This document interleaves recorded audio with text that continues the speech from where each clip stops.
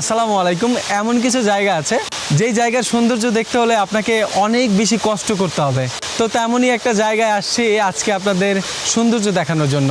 প্রায় 2.5 ঘন্টার পাহাড় আর ঝিরির পথ পাড়ি দিয়ে আসছি আপনাকে সুন্দর একটা ঝর্ণার গল্প বলতে।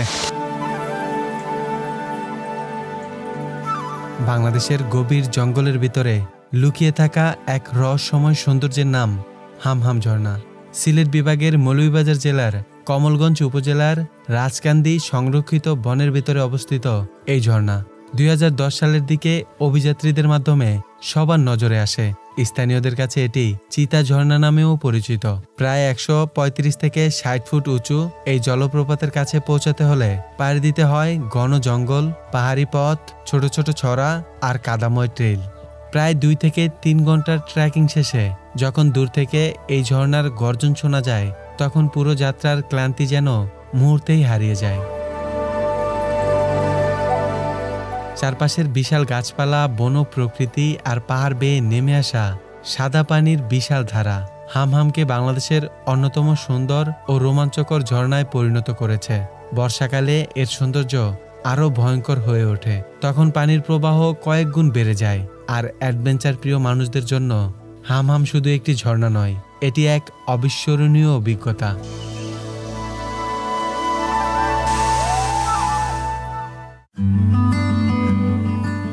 আমাদের যাত্রা শুরু হচ্ছে ঢাকার আরামবাগ বাস স্ট্যান্ড থেকে শ্রীমঙ্গল শহরের উদ্দেশ্যে।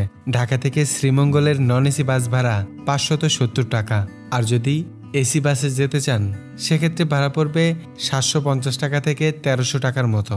আবার চাইলে ট্রেনে করেও যেতে পারবেন। সেক্ষেত্রে ভাড়া শ্রেণীভেদে 300 টাকা থেকে শুরু হয়ে 1074 টাকা পর্যন্ত হয়ে থাকে। তবে ট্রেনে ভ্রমণ করতে চাইলে অবশ্যই 10 দিন আগেই টিকিট কেটে রাখা ভালো, না হলে পরে টিকিট পাওয়া বেশ মুশকিল ব্যাপার। অলরেডি চলে আসছি শ্রীমঙ্গলের চৌমোহনা, আর বাসগুলো কিন্তু এখানেই নামিয়ে দেয়। আপনারা যদি ঢাকা থেকে আসেন, শ্রীমঙ্গলের যে কোনো বাস কিন্তু আপনাদের এই জায়গাটাতে নামিয়ে দেবে। এক সকালের নাস্তাটা করব, তারপরে বেরিয়ে যাব হামহামের উদ্দেশ্যে।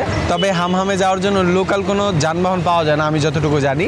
সেক্ষেত্রে আমাকে একটা সিএনজি বা অটো ভাড়া করে যেতে হবে। আর যদি লোক বেশি থাকেন আপনারা, সেক্ষেত্রে লাল জিপগুলো আছে সেগুলোও ভাড়া করতে পারবেন। আমি যেহেতু একা, সেহেতু আমি একটা সিএনজি বা অটো ভাড়া করে রওনা হব হামহামের দিকে।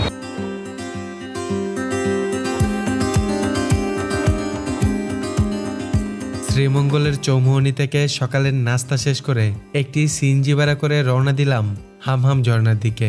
সিএনজি ভাড়া সারাদিনের জন্য 1350 টাকা, যেটা আমাকে নিয়ে যাবে কমলগঞ্জ উপজেলার কলাবন এলাকায়, যেখান থেকে ঝর্ণার উদ্দেশ্যে আমার হাঁটা শুরু হবে।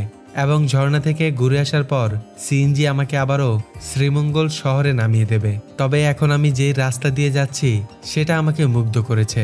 লাউয়াছড়া বনের ভিতর দিয়ে চলে যাওয়া আঁকাবাঁকা এই রাস্তার দুই পাশ জুড়ে সবুজের সমারোহ দেখলে মনে হয় কোনো জীবন্ত ছবি।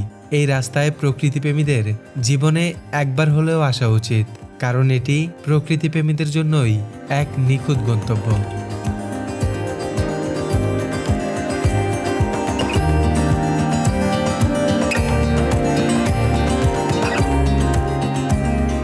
অলরেডি চলে আসছি কলাবন।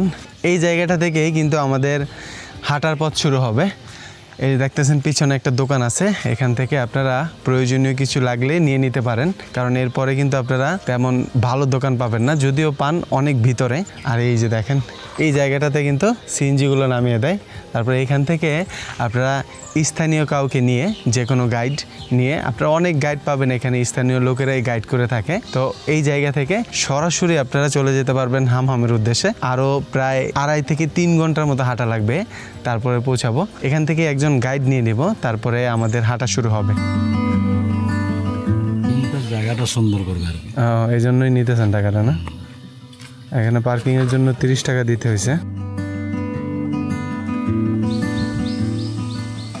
কলাবন থেকে একটা পানি নিয়ে নিচ্ছি। আর এই যে ভাই আছে আমার সাথে, ভাই একটা হাই দিয়ে দেন। ভাইয়ের নাম কি? সঞ্জিত কর্মকার। সঞ্জিত ভাইয়ের সাথেই আজকে যাচ্ছি হামহামের উদ্দেশ্যে। উনি আমাকে গাইড করে নিয়ে যাবে, আমি যেহেতু একা আছি। আর এই যে এই পাশেই কিন্তু গাড়িটা পার্কিং করে রাখছি, সেজন্য 30 টাকা দেওয়া লাগছে সিএনজির জন্য। আমাদের কতক্ষণ লাগবে ভাইজান? 1.5 ঘন্টা লাগবে যেতে। 1.5 থেকে 2 ঘন্টা নাকি? আর যোগটোক আছে নাকি এখন? যোগ নাই। মৌলভীবাজার জেলার কমলগঞ্জ উপজেলায় পড়ছে এই বনটা। তো একদম বনের ভিতর দিয়ে কিন্তু আমাদের হেঁটে হেঁটে যেতে হবে।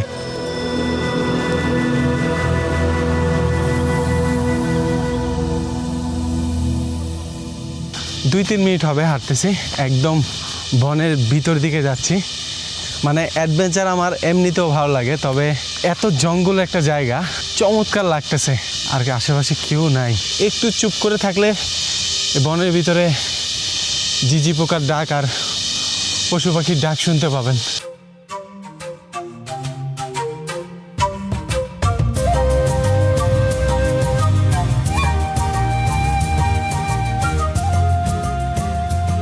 রাজকান্দি সংরক্ষিত বন বাংলাদেশের অন্যতম গুরুত্বপূর্ণ প্রাকৃতিক বনাঞ্চল, যা মৌলভীবাজার জেলার কমলগঞ্জ উপজেলায় অবস্থিত। প্রায় 12,000 একরেরও বেশি এলাকা জুড়ে বিস্তৃত এই বন জীববৈচিত্র্যে সমৃদ্ধ।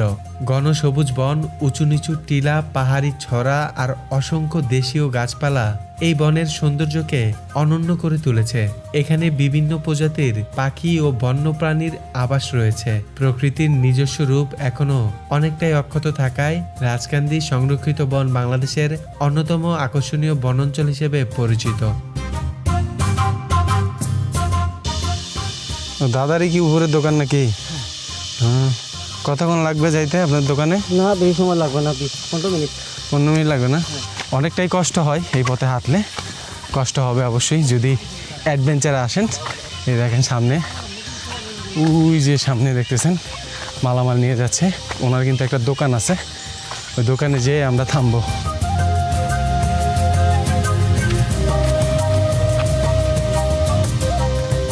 বান্দরবনের যেই কৃস্তং বন আছে সেই বনের মতনই কিন্তু ফিল পাচ্ছি। ওই ঝর্ণা দেখার জন্য মানুষ যায় আর কি, তবে এই বনটা দেখার জন্য কিন্তু আপনারা চাইলে আসতে পারেন। যারা অ্যাডভেঞ্চার প্রেমী আছেন তারা এই বনটা দেখলেই মানে আপনারা মুগ্ধ হয়ে যাবেন। বনের ভিতরে হাঁটার যেই ফিলটা আছে, রিয়েল ফিল, সেটা আপনারা এই বনে আসলে পাবেন।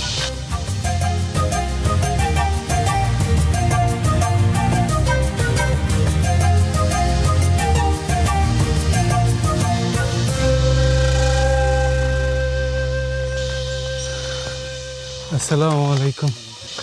এত বনের ভিতরে দোকান দিছেন এই পর্যটকদের জন্য শুধু? এখানে তো স্থানীয় কেউ আসে না। ছোট্ট একটা দোকানের সামনে বসে আছি, কেক কিনে খেলাম এই দোকান থেকে। কতক্ষণ লাগবে দাদা আর যেতে? 1 ঘন্টা লাগবে। আরও 1 ঘন্টা হাঁটা লাগবে এই দোকান থেকে। আর এই যে এই পথ ধরে আবারও সামনের দিকে আমাদের যেতে হবে। দিনের বেলাতেও এই যে ওনার দোকানে বসে থাকার জন্য কতগুলো মশার কয়েল জ্বালানো লাগতেছে দেখেন।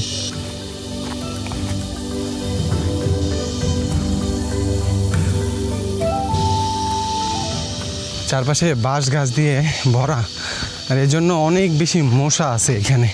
কয়েকদিন যাবৎ বৃষ্টি হচ্ছে কম, সেজন্য জোকের যেই উপদ্রব আছে সেটাও কিন্তু কমে গেছে। না হলে বৃষ্টি থাকলে যদি আসেন সেক্ষেত্রে একটু সাবধানতা অবলম্বন করতে হবে।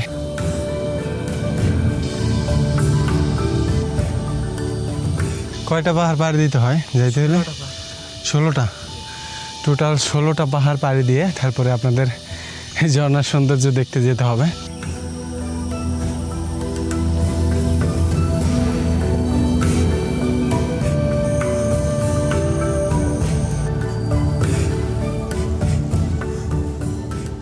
ওই যে সামনে দেখতেছেন, ওই যে ওই পাশে বিএসএফ এর ক্যাম্প আছে, আর ওইটা ইন্ডিয়াতে পড়েছে।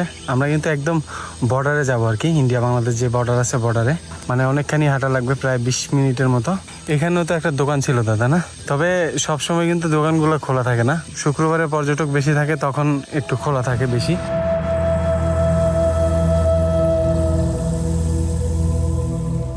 পিছনে একটা দোকান রেখে আসছে, আর ওই দোকানের পাশ থেকেই বিএফএস এর যে ক্যাম্প আছে ইন্ডিয়ার, সেটা কিন্তু দেখা যায়। মানে ইন্ডিয়া বর্ডারের একদমই পাশেই এই ঝর্ণাটা অবস্থিত। আমরা একদমই নিচের দিকে যাচ্ছি, নিচে একটা ঝিরি আছে, সেই ঝিরি ধরেই হেঁটে হেঁটে ঝর্ণার দিকে যেতে হবে।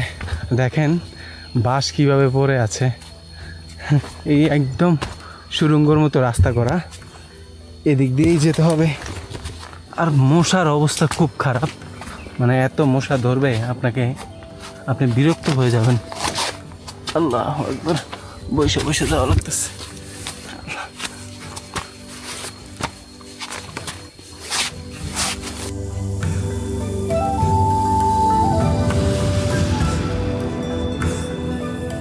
অনেক বড় একটা পাহাড় নিচের দিকে নামতেছি, তবে ওঠার সময় কিন্তু অনেক বেশি কষ্ট হবে। নামার সময় তো তারপর নামা যায়, তবে ওঠার সময় অনেক বেশি কষ্ট হবে। আর এই দিক দিয়ে যদি আসেন আপনি, আর যদি বৃষ্টি হয়, তাহলে নামার সময় আপনাকে হামাগুড়ি দিয়ে নামতে হবে। অনেক নিচু দেখেন।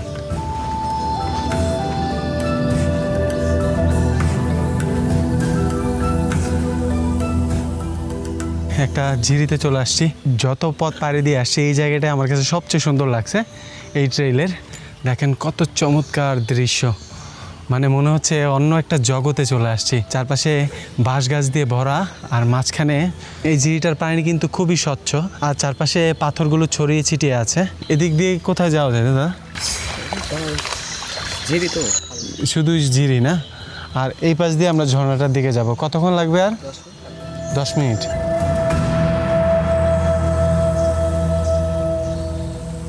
প্রায় 2 ঘন্টা পর বড় একটি পাহাড় বেয়ে নিচের ঝিরিতে পৌঁছেছি।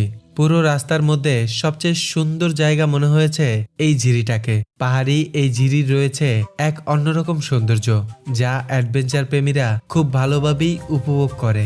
এমন সুন্দর ঝিরিতে ইচ্ছে করলে সারাদিন হেঁটে কাটিয়ে দেওয়া যায়। আরেকটি গুরুত্বপূর্ণ বিষয় হলো, এখানে প্রবেশ করার পর মোবাইল নেটওয়ার্ক পাওয়া যায় না, তবে সেই বিষয়টি যেন ভুলিয়ে দেয় চারপাশের মনোমুগ্ধকর পরিবেশ। এই সৌন্দর্যে মুগ্ধ হয়ে চারদিকে তাকিয়ে দেখছি, এত গহীন জঙ্গলের মাঝে কি চমৎকার একটি ঝিরি।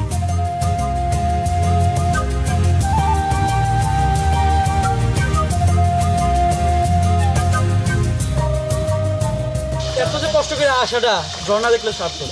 তাই? ঝর্ণার পানি আছে? পানি আছে, অনেক পানি আছে না? মানে আর কি মনে করেন বুক পর্যন্ত বা গলা পর্যন্ত এরকম। আবার ঝর্ণার একেবারে কাছে গেলে পাথর আছে।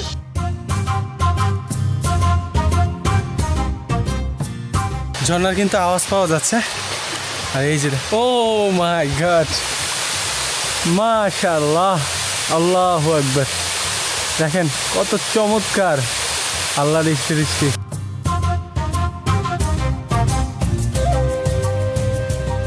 প্রায় 2.5 ঘন্টা হাঁটার পরে আসছি, দেখেন হামহাম ঝর্ণার একদমই সামনে। চমৎকার সুন্দর একটা ঝর্ণা, এত গহীন এই ঝর্ণাটা, মানে আপনাদের দুর্গম পথ পাড়ি দিয়ে এই ঝর্ণার সৌন্দর্য দেখতে আসতে হবে। তবে ঝর্ণাটা যেমন সুন্দর, এটার যে ঝিরিটা আছে সেটাও কিন্তু চমৎকার। আর এই বন দিয়ে আসলে আপনারা অন্যরকম একটা ফিল পাবেন। বনের ঝিরির আর এই ঝর্ণার মিলনে চমৎকার কিছু দৃশ্য তৈরি হয়।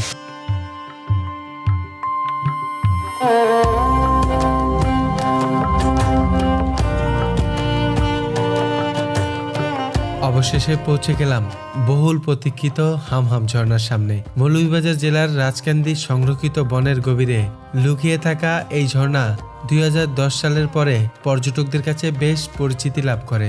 ঘন অরণ্য আর দুর্গম পাহাড়ি পথ পেরিয়ে যখন হামহাম ঝর্ণার দেখা মেলে, তখন পথের সমস্ত ক্লান্তি মুহূর্তেই হারিয়ে যায়। এই ঝর্ণার পানির গর্জন দূর থেকেই শোনা যায়। চারপাশে ঘন সবুজ বন, স্যাঁতসেঁতে পাথর আর প্রকৃতির নিঃশব্দতার মাঝে ঝর্ণার এই গর্জন এক অন্য পরিবেশ তৈরি করে। হামহাম ভ্রমণের সবচেয়ে উপযুক্ত সময় বর্ষাকাল বা তার পরবর্তী মৌসুম, অর্থাৎ জুন থেকে নভেম্বর মাস পর্যন্ত। এই সময় ঝর্ণার পানির প্রবাহ অনেক বেশি থাকে এবং তার আসল সৌন্দর্য ধরা দেয়। নিরাপদ ভ্রমণের জন্য বৃষ্টির দিন অতিরিক্ত সতর্ক থাকা জরুরি। পাহাড়ি পথ আর পাথরগুলো পিচ্ছিল হয়ে যায়, তাই অভিজ্ঞ গাইডের সঙ্গে যাত্রা করা এবং উপযুক্ত ট্রেকিং জুতা ব্যবহার করা সবচেয়ে ভালো। পাহাড়, বন আর পানির মিলিত সুরে তৈরি এই সৌন্দর্য চোখে দেখার পর বহুদিন মনে গেঁথে থাকবে। ঝর্ণাতে আরও কিছু পর্যটক মাত্রই আসছে, ওনারা কিন্তু নেমে গেছে গোসল করার জন্য। আমারও খুব ইচ্ছা করতেছে, তবে আমি প্রস্তুতি নিয়ে আসিনি। আপনারা এই জায়গায় আসলে গোসল করতে পারবেন। খুব স্বচ্ছ পানি, অনেক বেশি পানি আছে এখন ঝর্ণাতে। কয়েকদিন যাবত বৃষ্টি হয় না, তারপরে এত পানি আছে এই হামহাম ঝর্ণায়, আপনারা দেখলে মুগ্ধ হয়ে যাবেন। ঝর্ণার সৌন্দর্য দেখা শেষ করে আবারও ফিরছি সেই একই পথে। এই জঙ্গল দিয়ে আবারও বেরিয়ে যাচ্ছি, খুব দ্রুত হাঁটতেছি। আর আজকের ভিডিওটা এখানেই শেষ করতেছি। ইনশাল্লাহ দেখা হবে পরবর্তী কোনো গন্তব্যে। আল্লাহ হাফেজ, ধন্যবাদ।